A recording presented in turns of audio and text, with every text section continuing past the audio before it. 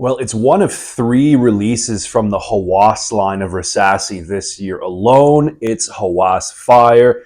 Is it as hot as its name suggests? Well, watch this review and I'll tell you.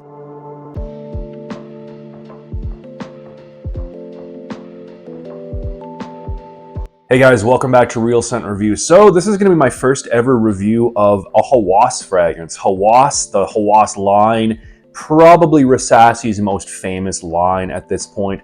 It all started in 2015 with the release of the original Hawas, which was meant to be kind of a spin on the Paco Rabanne Invictus DNA.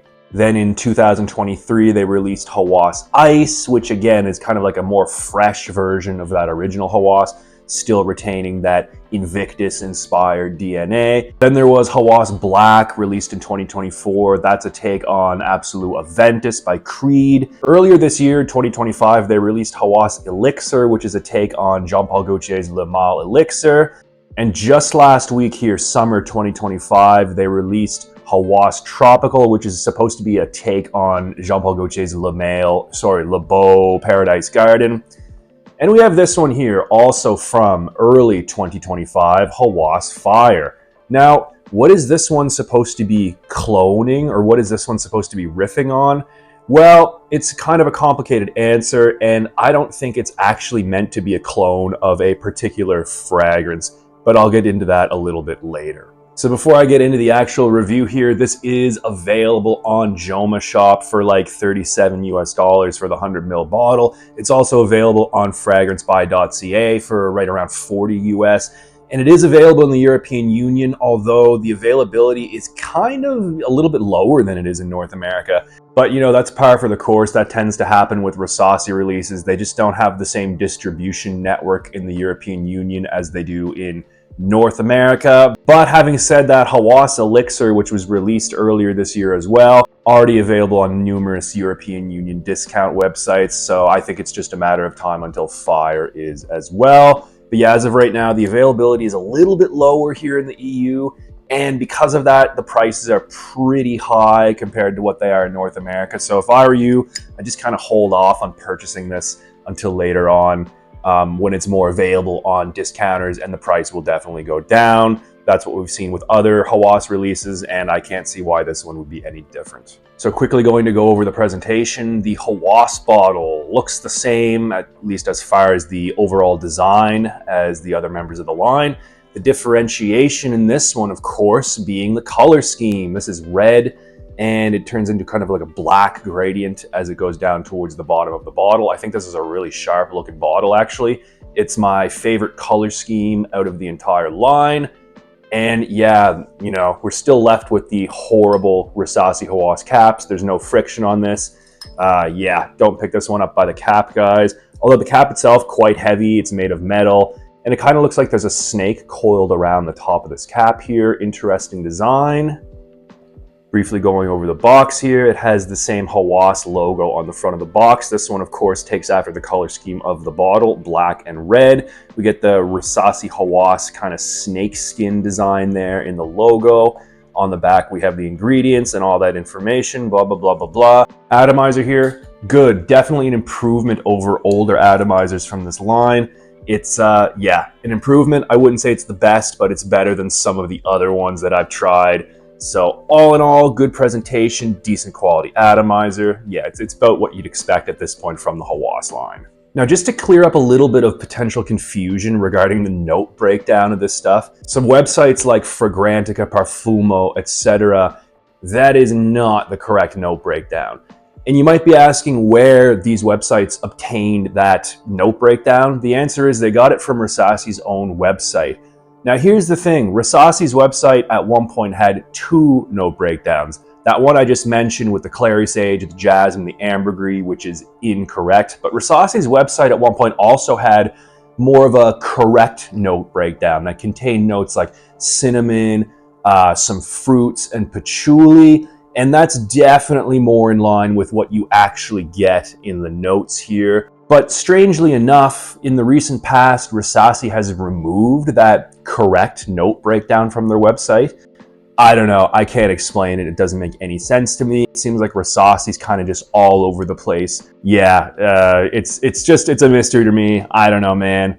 And that on top of the fact that this is like one of 3 releases so far this year from the exact same line. Rasasi, what are you doing? It's like they're trying to get ahead of the market, but honestly, it comes off as a little bit confusing and desperate in a way, if you ask me. But anywho, let's get the real note breakdown out of the way. So in the opening, I get a lot of pear and cinnamon. Opens up very sweet, very fruity, thanks to that pear. So yeah, it smells like a pear, very fruity. It's almost apple-like, but it's more jammy and definitely sweeter, and there's more of just an overall fruity characteristic coming from that pear, mixed with some cinnamon. So the cinnamon in this, warm, it's a little bit kind of spicy in a way, but it's also very dusty and a little bit earthy. Good cinnamon note. That combination of pear and cinnamon in the top is very sweet, and it's definitely fruity, a little bit spicy, and quite dusty as well. Does remind me a little bit of the opening of the original Hawas, if I do say so myself. In the mid, I get some orange blossom, sage, and amberwood. So the orange blossom is going to give it kind of a white floral scent. Also kind of smells like an orange creamsicle in a way. It's like a sweet orange with a floral characteristic behind it. Very nice. Again, on the sweeter side, but it also has a little bit of a freshness to it as well. There's definitely some sage in here. I don't know if it's clary sage or just like your typical sage, but what I do get is kind of like an aromatic, woody, almost herbaceous kind of scent in the middle of this fragrance here, and I kind of feel like that's coming from sage. It does smell like normal sage to me. I don't know about that clary sage, but yeah, and that's paired with some amberwood in the middle. So the amberwood is going to be very prominent, almost overpowering in this fragrance, and that amberwood is going to be giving it that soapy bubblegum kind of aquatic, woody thing that you get in fragrances like Invictus by Paco Rabanne. That is one of the main notes you're going to get in this, and that's kind of what Hawas is known for. At least that's what made it famous, was that inclusion of amberwood. Definitely inspired by Invictus, if you ask me, and yeah, this scent here is no different. In the dry down, I get some patchouli, musk, and leather. The patchouli is quite prominent. It's on the sweeter side. It's a little bit earthy as well, just kind of like a generic patchouli. It doesn't go like hippie-like or animalic or syrupy or anything like that. It's a very agreeable patchouli. There's also a good amount of musk. Now the musk in this almost has like a little bit of a bite to it. It's a really interesting, soft, fluffy musk, yes, but there might just be like a touch of like an animalic bite. Really interesting here in the dry down, that musk. Very, very, very cool. And yeah, overall though, besides that slight animalic bite, the musk is just going to give this like a soft, fluffy base for all of those other notes to lie on. Also, those 2 notes are accompanied by a very smooth leather that adds a little bit of a darkness and a little bit of depth to the dry down of this fragrance, but the leather is not super prominent. It's definitely not an animalic style leather. Like I said, it's very smooth, yet at the same time, it's a little bit dark, and it adds a little bit of depth to this fragrance. I think it's a really interesting inclusion. So all in all, it's a very fruity, sweet, slightly aquatic, slightly woody, musky fragrance with just a touch of leather. It's interesting, and you know, it does remind me a little bit of the original Hawas, but the question you're probably asking yourself is, what is this fragrance really cloning? Because, you know, at this point, whenever Rasasi releases a new fragrance, we've been conditioned to automatically think, oh, that's a clone of something. And I will say this, I don't think this is a direct clone of anything. It absolutely does take inspiration from a couple of different fragrances out there, but as far as this being a one-to-one clone of something, I don't think this is that. If we take releases such as Hawas Black, for example, you know, that one is very clearly an inspiration of Absolute Aventus, yes, but also some Hachivat by Nishani. We get a little bit of that DNA in there as well. If we look at Hawas Elixir, that's very clearly an inspiration of Jean-Paul Gaultier's Le Mal Elixir. This one here, though, kind of does its own thing. Although I will say this, if I had to put it very simply, Hawas Fire really reminds me of a cross between Mancera's Red Tobacco and Paco Rabanne's Invictus, the original Invictus. So we definitely get that fruity cinnamon thing that's very present in Red Tobacco, but also equally as prominent is that amberwood, which does give it that, you know, soapy, bubblegummy, woody, aquatic flavor. Really interesting combination. And then, of course, on top of those two kind of parallels that I've just drawn, this does do its own thing. It has that kind of Rasasi Hawas DNA in the background, that muskiness with a touch of like an animalic bite, and then there's just kind of like a general fruity sweetness that hangs over everything, and also like the leather included in this.